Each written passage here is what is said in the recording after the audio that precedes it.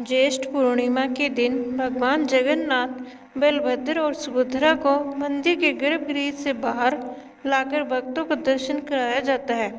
इस पावन अवसर को स्नान यात्रा या पूर्णिमा स्नान कहा जाता है।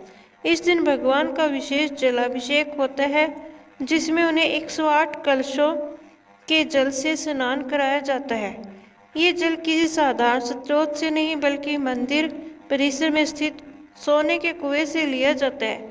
ऐसा माना जाता है कि इस कुएं में देश भर के पवित्र तीर्थों का जल समाहित होता है।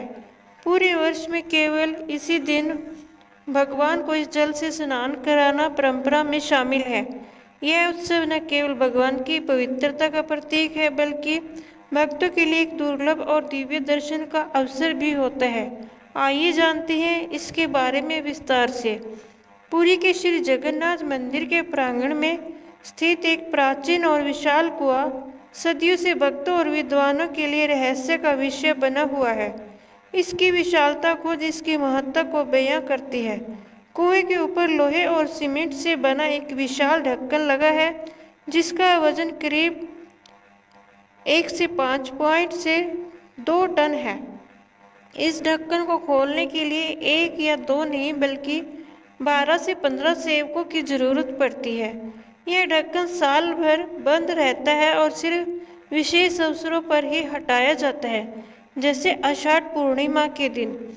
इस कुएं को सोने का कुआं यूं ही नहीं कहा जाता। मान्यता है कि पांड्य वंश के राजा इंद्रद्युम्न ने कुएं की भीतरी दीवारों पर सोने की ईंटें लगवाई थी। जब ढक्कन खोला जाता है तो आज भी ये सोने की ईंटें भीतर की दीवार पर चमकती हुई नजर आती हैं।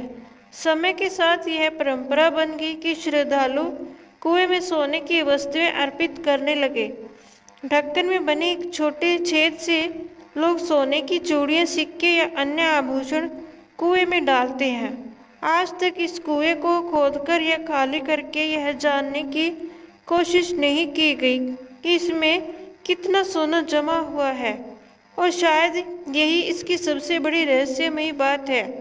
साल में केवल एक बार खुलता है यह कुआं। यह पवित्र कुआं साल में सिर्फ एक बार आषाढ़ मास की पूर्णिमा के दिन खोला जाता है, जिसे देव स्नान पूर्णिमा कहा जाता है।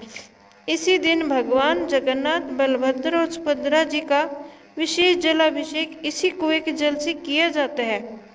इस कुएं की निगरानी के लिए मंदिर प्रशासन ने एक विशेष व्यक्ति की नियुक्ति की होती है, जिसे सुना गोसाई कहा जाता है।